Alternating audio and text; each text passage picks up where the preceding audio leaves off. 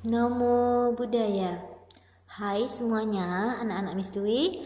Bagaimana kabarnya? Semoga masih dalam keadaan sehat dan tetap semangat. Hari ini kita akan belajar mengenai 5 macam rintangan dan gangguan dalam meditasi. Nah, di dalam meditasi kita akan mengalami rintangan-rintangan dan gangguan di mana kita akan merasa terkadang kita ragu ya untuk bermeditasi. Nah, jadi kita harus tahu dalam bermeditasi itu apa saja rintangannya dan gangguan apa saja yang akan kita alami, ya. Nah, jadi batin kita tidak tentram disebabkan terhalanginya oleh 5 rintangan batin, yaitu nafsu keinginan yang melekat, niat buruk, kemalasan dan kelelahan, keraguan-raguan, gelisah dan cemas. Ini adalah 5 macam rintangan yang ada di dalam diri kita. Yang pertama, nafsu keinginan yang melekat atau kamacanda adalah ketika 6 landasan indria kita kontak atau bersentuhan dengan objek-objek masing-masing, yaitu mata melihat, telinga mendengar, hidung membau, lidah mengecap, fisik menyentuh, dan batin mengingat. Pada saat terjadinya kontak, maka akan timbul perasaan senang dan tidak senang dalam batin kita. Apabila objek yang menyenangkan, maka kita akan melekat padanya. Namun sebaliknya, apabila objek yang tidak menyenangkan, maka kita akan menolaknya. Nah, inilah munculnya nafsu keinginan yang melekat merupakan rintangan yang pertama. Rintangan yang kedua yaitu niat jahat atau biyapada. Adalah karena kita ingin mendapatkan sesuatu lalu kita menghalalkan segala cara dengan menyusun siasat, kemudian timbul niat buruk untuk mencelakakan orang lain. Nah, ini adalah salah satu sebab mengapa hati kita itu tidak tentram, niat jahat. Kalau kita memiliki niat jahat, maka meditasi pun tidak akan bisa konsentrasi. Yang ketiga, kemalasan dan kelelahan atau tinamida adalah karena kelelahan atau malas sehingga tidak bersemangat dan mengantuk. Ini adalah salah satu sebab mengapa batin kita ini tidak tentram. Kalau misalkan kita mau meditasi tapi kita ngantuk, kita malas, inilah rintangan terberat. Ya, jadi kita akan susah untuk bisa bermeditasi. Rintangan yang keempat adalah keraguan-raguan atau wicikica. Adalah kondisi atau keadaan di mana seseorang merasa tidak yakin terhadap tujuan yang akan dicapainya. Kondisi ini membuat orang tersebut menjadi bingung menentukan arah yang akan menjadi tujuannya. Jadi meditasi ini untuk apa sih? Manfaatnya apa sih? Nah, seperti itu dia akan ragu-ragu terhadap tujuannya bermeditasi. Kemudian yang kelima, gelisah dan cemas atau udaca kukuca. Ada kekhawatiran yang berlebihan sehingga timbul gelisah dan cemas. Gelisah, cemas ini juga merupakan rintangan batin dalam bermeditasi.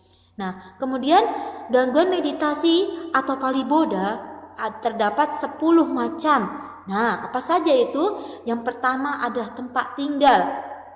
Tempat tinggal, keluarga, pendapatan, para siswa, kegiatan, bepergian, kemudian kerabat atau sahabat atau teman, kemudian sakit, belajar, dan kemampuan batin.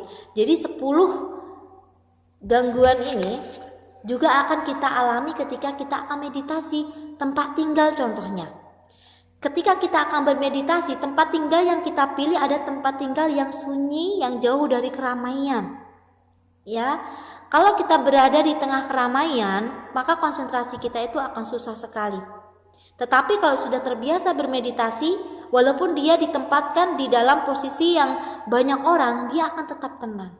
Inilah orang yang sering berlatih, jadi kondisi batinnya ini tetap tenang. Beda dengan orang-orang yang baru belajar, ya, mereka akan sulit sekali untuk mendapatkan konsentrasi. Kemudian keluarga. Ya, terkadang ada anggota keluarga kita yang meminta kita untuk melakukan sesuatu. Jadi kita untuk bermeditasi terganggu, ya. Kemudian pendapatan. Ya, ketika seseorang tidak memiliki barang-barang yang ia inginkan, ya.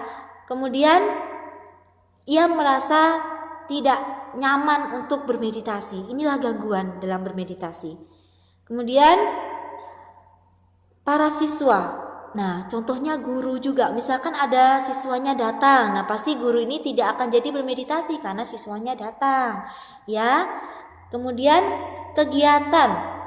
Kegiatan di sini seperti pekerjaan. Kita memiliki pekerjaan yang banyak sekali, tugas-tugas yang banyak sekali. Jadi gangguan ini bisa menyebabkan kita tidak jadi bermeditasi. Banyak sekali PR, ya, banyak sekali tugas-tugas dari sekolah. Ya, maka kita untuk bermeditasi tidak terfikirkan, ya, kadang lupa. Kemudian bepergian, ketika kita akan pergi mengunjungi saudara kita, mengunjungi nenek kita, maka kesempatan kita untuk bermeditasi akan terganggu, ya. Nah, kemudian kerabat, sahabat. Nah, misalkan teman-teman kita datang, sahabat kita datang, tidak mungkin kita berdiam diri di kamar. Tentu kita akan keluar menyambut mereka, ngobrol bersama, makan bersama. Jadi kegiatan untuk bermeditasi ini belum bisa dilakukan, ya. Kemudian sakit. Ketika kita sakit, terkadang tubuh kita ini akan sakit juga, ya, akan lemas. Jadi orang yang sakit akan sulit untuk bermeditasi. Namun kalau misalkan dalam kondisi sakit masih bisa bermeditasi, itu luar biasa. Ya, kemudian belajar juga misalkan jam 7 malam kita harus belajar karena besok mau ujian. Nah, jadi untuk bermeditasi tidak ada waktu. Padahal meditasi ini bisa dilakukan 5 menit juga boleh, 3 menit juga boleh, ya. Yang penting kita konsentrasi dengan baik, ya. Kemudian kemampuan batin. Terkadang kita sudah memiliki kemampuan batin, maksudnya kita sudah tenang, kemudian kita sudah bisa mengamati nafas kita dengan baik, maka dia akan terlalu senang dengan pencapaiannya sehingga dia tidak mau bermeditasi lagi. Untuk apa meditasi? Saya sudah tenang, sudah bisa seperti itu. Inilah gangguan dalam bermeditasi, ya.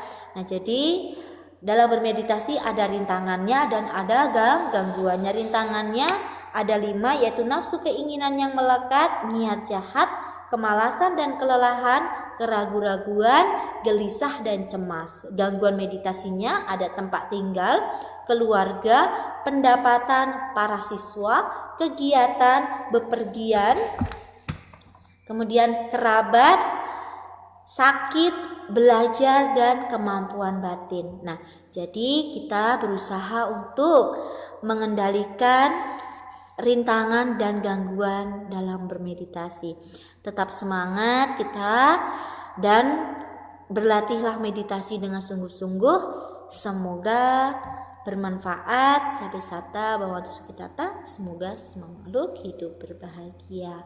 Sadu, sadu, sadu. Namo Buddhaya.